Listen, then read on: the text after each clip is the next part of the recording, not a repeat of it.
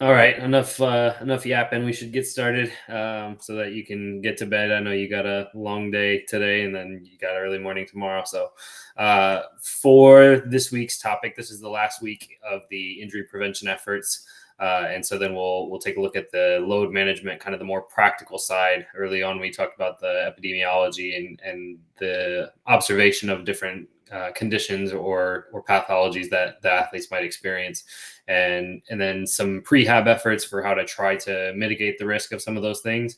And then once they're actually out there, load management is a big piece of, at least it's thought to be a big piece. Probably in 30, 50 years, we'll look back and realize that we're doing it all wrong. But for right now, the load management piece seems to be a big role with injury risk mitigation.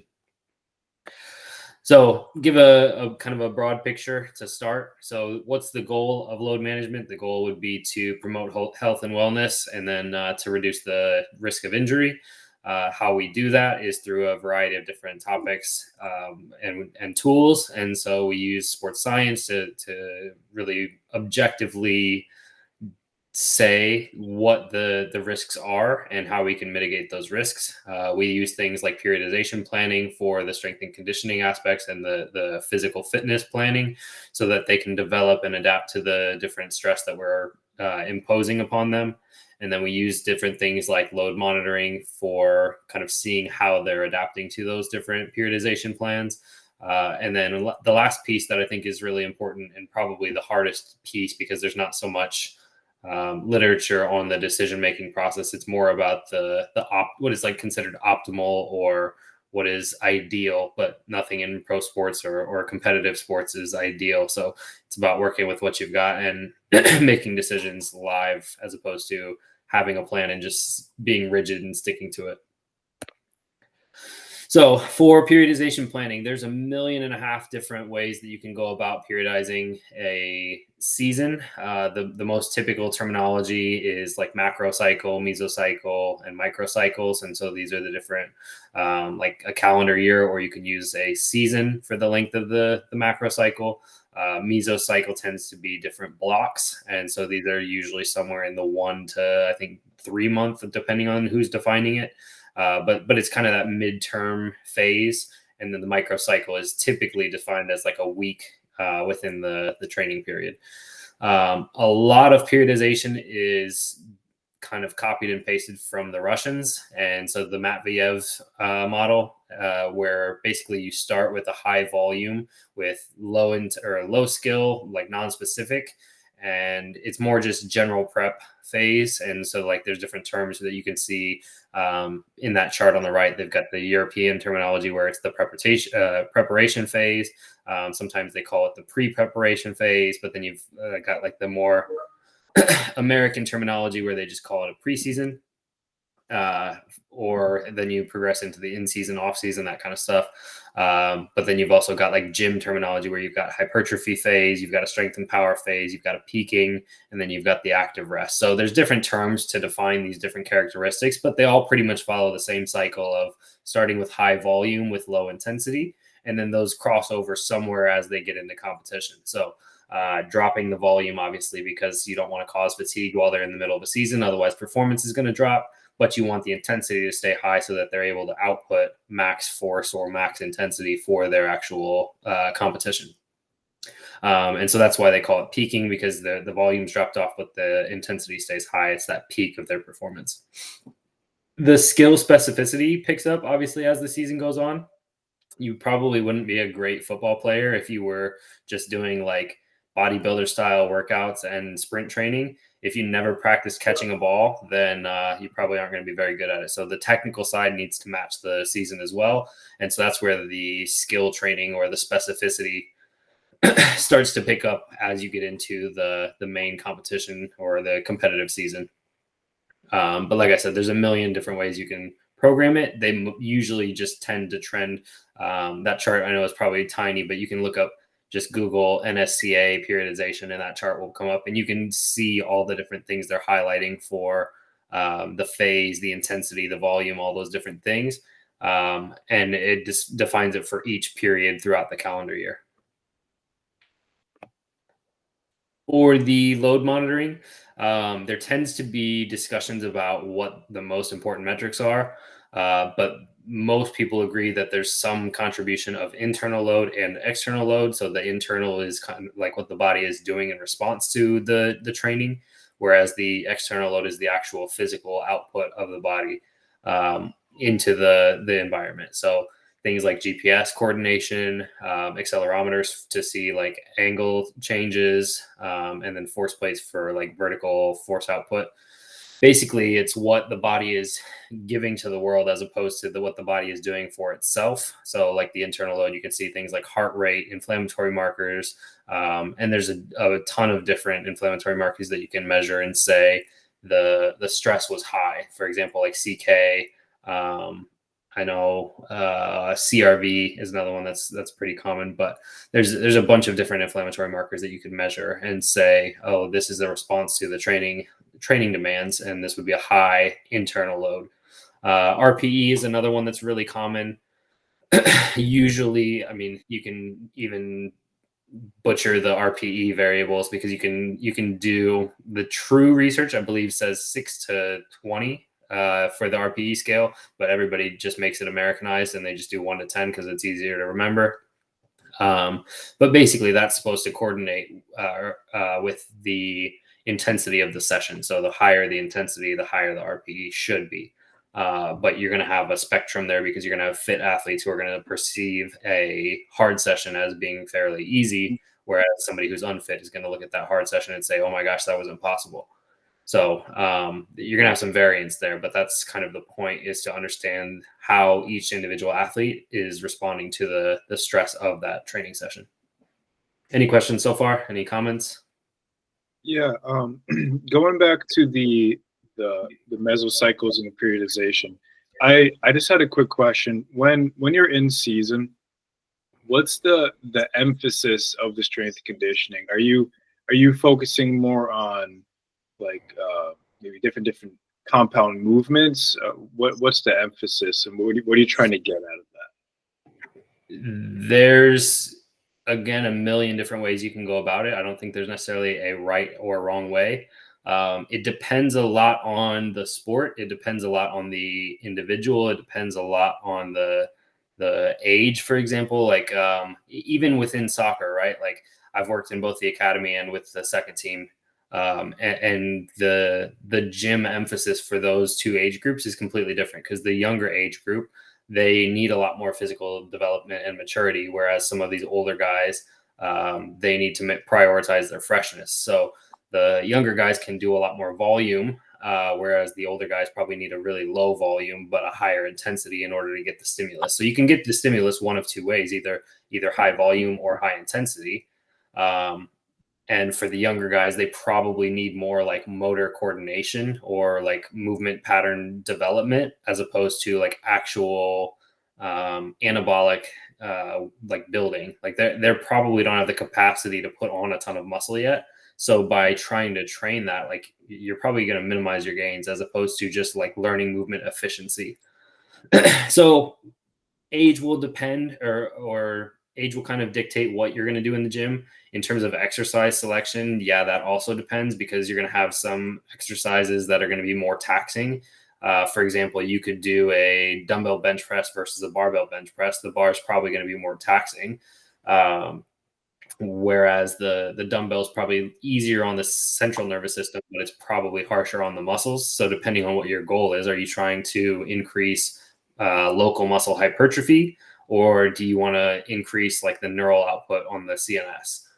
It just depends. There's a lot of different factors that go into it, but for the most part, what I would say, the the competition is the priority. So never replace the competitive, like technical or tactical side of things in effort to increase their physicality. Like if you make somebody so sore that they can't practice the next day, you're doing a terrible gym program. So if you pick a barbell back squat, for example, and you flare all your guys up and they're super sore and they can't run the next day, yeah, your coach is probably going to hate you. Or if you try to mix it up and you go into things like Olympic lifting, where you go into like a clean, for example, you could get the same result where they're not used to the movements. You would generally suspect that it's going to be a lower taxing movement. They're not going to have as much soreness from it, but you never know. Some individuals just respond better to other exercises. Gotcha. Yeah, that's helpful. So Thanks. roundabout answer, and it's kind of hard to like give a concrete definition of like what I would do in the season, but that should give you some kind of guiding principles that should help you to make those decisions. Gotcha. As long as we're not taxing them too much to where they can't focus on the skills training, that's always going to be the priority. Right, for sure. That's probably like the number one like law of in season lifting is don't break the athletes. Gotcha. But yeah, I mean, like your goal in the strength and conditioning world is to support athletic performance. So if you're detracting from it because they're so sore or they can't move, then yeah, you're probably not doing a great job. Gotcha. So let's stick with soccer, for example. Um, are you still going to do, I don't know, maybe soccer specific isn't the right word, but are you going to do exercises that are geared towards the movement patterns that they would be doing in the game, or are you focusing on just, bench press, squat, deadlift, like more traditional type of exercises? Yeah, again, it probably depends because if you've got a younger age group that need to develop the capacity for those movements, they need to prepare to basically undertake those higher forces of, let's say, sprinting, for example. They need to prepare themselves and their muscles and their central nervous system to be able to output the amount of force and to also protect themselves against the forces that they're going to experience. So the goal with the younger population is probably to push them toward those movement mechanics that they're going to see. Whereas I know in like basketball, it's a common debate of like, should we be strengthening the quads, for example? Like, do we want to do more quad stimulus because we're trying to protect them from it? Or do they already get so much of a dose through their actual sport that they probably don't need anymore? And we need to balance it out with doing some more synergist work or some antagonist work. Mhm. You can go a couple different ways. The safe answer is you probably need a bit of both. You probably need to develop and um, prepare for those movements that they're going to face commonly, and those are going to be things like adductors and hamstrings. But you probably also need some synergistic work. And there was actually a pretty cool study that was out about non-specific. I think it was like a warm up, like movement prep, and they did. It was like random movements. I can't remember exactly how they designed it, but it was things like heel to toe walking, toes only walking, heel walking. Basically, it was like aiming to do things that weren't going to tax the hamstrings, and it was supporting like the surrounding musculature through like ankle stiffness and strengthening the arch of the foot. Like they were doing these barefoot. And what they found was it actually prevented a lot more or reduced the risk of hamstring injuries compared to people that were doing like sprint exercises. So the the it's hard to say like conclusively or definitively like yes, this is the way that you prepare for sprinting or to prepare for soccer. And that's probably why you see like at the highest level, English Premier League, La Liga, Bundesliga, like all of those different competitive soccer leagues are all doing pretty significantly different gym programming. Um, you'll see like in the Spanish leagues, they're doing like Bosu ball and like balance work. So that's probably lower CNS. It's not as taxing. And the players probably like it a lot more, but are they going to maximize their force output? Absolutely not. So it depends on what you're trying to do with your gym program. I think there's a time and a place for pretty much any gym exercise. It just has to be well thought out, and you have to know the goals that you're trying to achieve to then guide you to your decision making for which exercises you're choosing. Yeah, it's interesting. It's interesting how much variability there could be in trying to do that. But the overarching rule is that whatever you decide to do, number one, you should have a reason why you're doing it, and number two, it should never impact their skills training. Yeah, for sure. Those would be two rules that I would stand firmly by. I don't think anybody can really challenge either of those. Gotcha. Good to know. Doing things without a reason is an awful idea, and Absolutely. and breaking players and not allowing them to develop in their sport is also another terrible idea. All right, moving forward. So we went through this. So the top right was actually, there was a publication. There's a high performance newsletter that I subscribed to a while back, and I just read the first article yesterday. And the I can't remember the guy's name off the top of my head, but he worked with the NBA and ended up going back down to college. Worked at Kansas with their basketball program, and really successful performance coach. And this article, he was talking about how to optimally load different body parts. And so they were talking about like the bony adaptations versus the muscle adaptations versus the cartilage adaptations versus like the fitness, the cardiorespiratory side of things, and how do you optimally like load them, but then also how long do they need to recover for that next training session. So that publication was pretty cool. He adapted it from a study, and I can share that if you want. But basically, what they found was that there's these different measures of internal, external load, but then also subjective and objective readiness for that next day. Basically, they were trying to measure how much stimulus is appropriate, and then how long do they need to recover and adapt well to that stimulus. And then below, coincidentally, also yesterday, Les Spellman is a big speed performance guy. He works with NFL guys, track and field, basically anybody who's trying to get faster. So Les put out this is his GPS dashboard, and he was discussing kind of how he quantifies different loads that he's seeing in the GPS. So like the easiest concept to understand is total distance. Like if somebody runs 5 miles, like you're probably going to know just instinctively that's a lot. But if I told you somebody did 40 accelerations, like what do you think? Is that a lot? Isn't that not a lot? Like it's harder to grasp naturally those topics. And so we created a system. Basically, it's like a point system where every time they hit 10 meters of acceleration, they get a point. Versus if they hit 5 meters of sprint, they get a point. Like there, I can't remember exact ratings, but basically you quantify everything that's in the GPS metrics, and then it's a point system, and then you add them all up to see their total training load. So pretty cool way of looking at those different things. I've not seen anybody else who quantifies them in a point system. There's different ways to measure like high and low loads, and you can grade it by the group. Like if you've got a team of guys of 30 guys, you're gonna have a range and a distribution there, obviously. But I've never seen anybody do it the point system before, so pretty cool. Then this comes to my favorite part of this discussion, which I know the least about, the decision making process. So like I said in the last slide, there's the subjective measures, and these are pretty common in any competitive sport. They're doing some kind of a wellness questionnaire and some kind of a readiness survey. And there's a million different like pre-generated templates. Like all you have to do is just Google like player readiness survey, and it's out there. They're pretty much all the same. They're asking, how'd you sleep? How fatigued are you? Like, are you recovered from that last training session or the game? Are you stressed? Are you in a good or bad mood? And are you carrying any pain or soreness?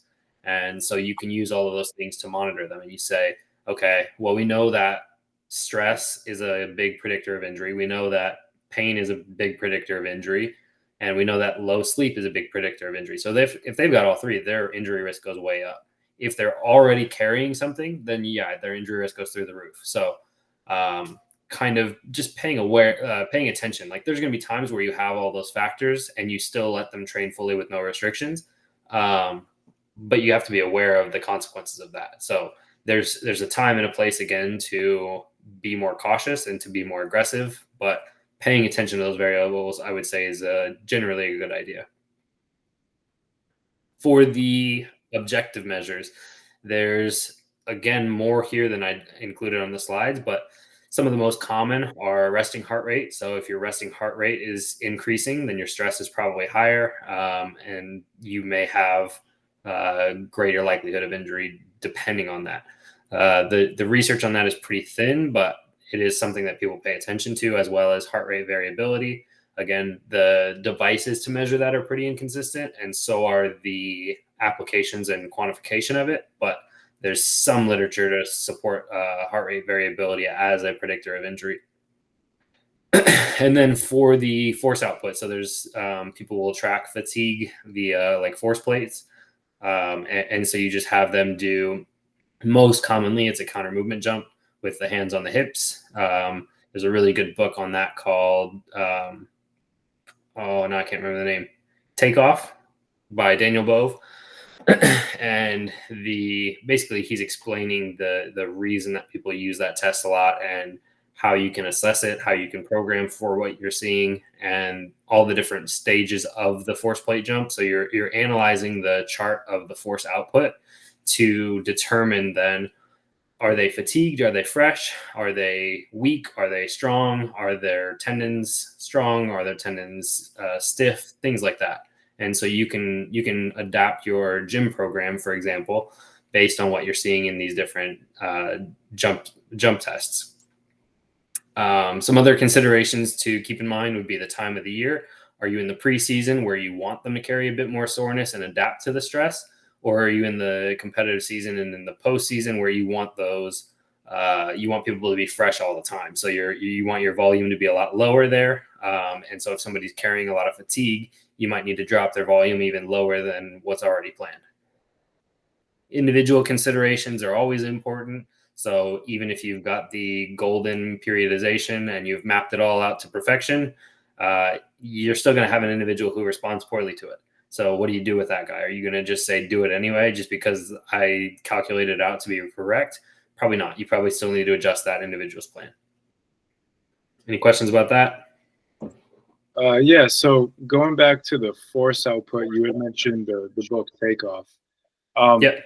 So do you compare the force output on a given day to their baseline to make the decisions about their fatigue or their soreness, or do you get all of that information based off like the first counter movement jump that you do, or is it more of a comparator to what their baseline is? Usually the application, again, you can do this different ways. I don't think there's a hard methodology out there that's like this is the gold standard. But typically when people are doing it, they're tracking fatigue because you're going to be having adaptations throughout the course of the year as well. So if you're comparing to the baseline, it's probably too long ago. They were probably out of shape. They were probably coming back from an off season undertrained. And so if you're comparing to that, like they're probably always going to look ready because it's always going to be stronger, higher jump with shorter contraction time. So if you're looking at the variables compared to the baseline, you're probably not going to get a good comparison. Usually it's compared in like a pre-post. So you're doing like before a game and after a game, or you're doing it in like a daily setting. Some people will do it daily, like the NBA, because they have so many like games. They're probably testing jumps every day. Whereas in soccer, you're probably going to do on like your re-entry day. So if you've got a 1 game week, you probably have that game on say Saturday, then you're going to be off Sunday. You come back in on Monday, for example. So then you probably want to do it on that Monday to see, are they recovered from that previous game? And most of the time the answer is going to be yes, but some guys are going to take a little bit longer to adjust to that stimulus. Gotcha. So it's more of like a rolling test where you're tracking week by week to see how these things are adapting, how these things are changing, and are they adding up? Like, do they make sense for where you're at in the season? Yeah, that's interesting because I feel like a lot of the time when you're assessing stuff like that, a lot of it's subjective, right? Like how you feel, your mood, even pain can be kind of subjective. So it's cool to see something objective that you can measure to determine that. Yeah. So the study for this week, we'll get into this later, but the study actually compared the internal and external loads, and it's pretty well correlated between like the intensity of your workout and how you feel. Like I think that's pretty self-explanatory, but they actually like proved it objectively. Okay, so for the literature review, a lot of good stuff out there. I probably couldn't list it all. Tim Gabbett had a narrative review. Basically, he just put out his 2 cents of what load management is and what it is not. He is really popular in the load management sports science world. He's also primarily, at least to my knowledge, he primarily researches with soccer athletes, professional soccer athletes. So lots of good stuff if you're interested in soccer. Athlete Monitoring put out a PDF that has the workload management basics. So a really good document for introduction material if you just want to learn kind of the 101 of workload management. Lots of good videos. So on YouTube, there's a short one put out, the basics of load management, internal versus external. It's like a 5-minute video and it breaks those topics down. The training process is a lot longer. This is Jacob Gooden, and we talked about him last week, but he's got a ton of really good sports science, strength and conditioning stuff on his YouTube channel. So check his YouTube channel out if you're interested in learning more about that. But this video in particular, he talks about training load, internal, external measures of those, and then also breaks down a little bit about like how you're measuring it via things like force plates or GPS. And then for a little bit more on the practical side of things, Dr. Andy Galpin is pretty famous at this point, but he's a sports scientist and an exercise physiologist. And he had a debate for the pros and cons of load management and whether or not it's worth it in a professional context. I believe they were talking about Kawhi Leonard. This is from a few years back, but basically just saying like you have these superstar players. What do you do with them if they feel good and they want to train, but then like load management metrics are telling you shouldn't. So some interesting debate, but it's more on the practical side where you kind of see, okay, these things aren't as black and white as they may seem on paper. Like there are some gray areas there where you kind of have to think on the fly or adjust your plan based on what you're seeing. So that brings us to this week's literature review. And so the paper that I chose was a systematic review and meta-analysis. And what they were looking at was the relationship between internal and external load. One, between those two, comparing the intensity of the external load and how that correlated with the internal load, the subjective experience of the athletes, but then also looking at injury risk of each of those individually and together. So there's a combined section where they're looking at both of those together to predict injury.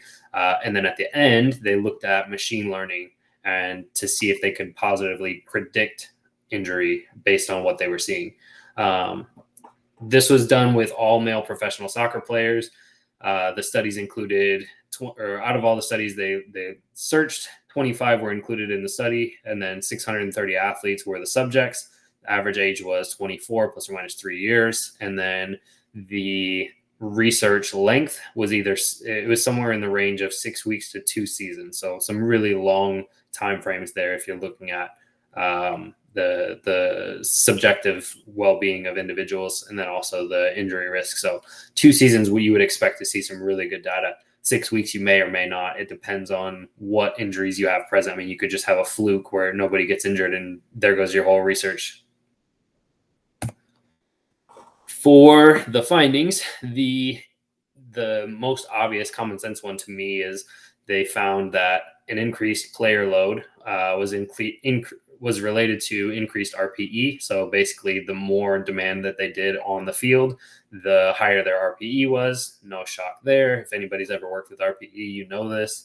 And then force load and mechanical work as individual external factors were positively correlated with increased heart rate. So if you wanted to increase somebody's heart rate, you want to increase the force load and the mechanical work being done.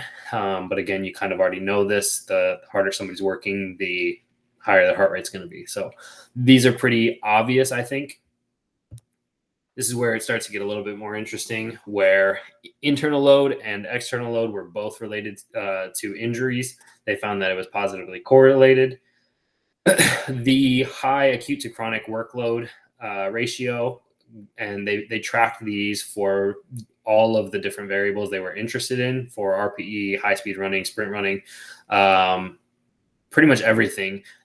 A high acute to chronic workload, which would be basically like a big spike. So if you're used to doing really low volume and then you have a big spike in volume, it led to an increased injury risk. So that one's pretty commonly discussed. But interestingly, the medium acute to chronic workload ratio for those different factors was actually correlated with a decreased injury risk. So in terms of talking about like your adaptations to the stimulus, you want that kind of medium. Like, you don't want to just leave them flat. You actually want to push them a little bit beyond what they're capable of in order to or mitigate the risk for the injury.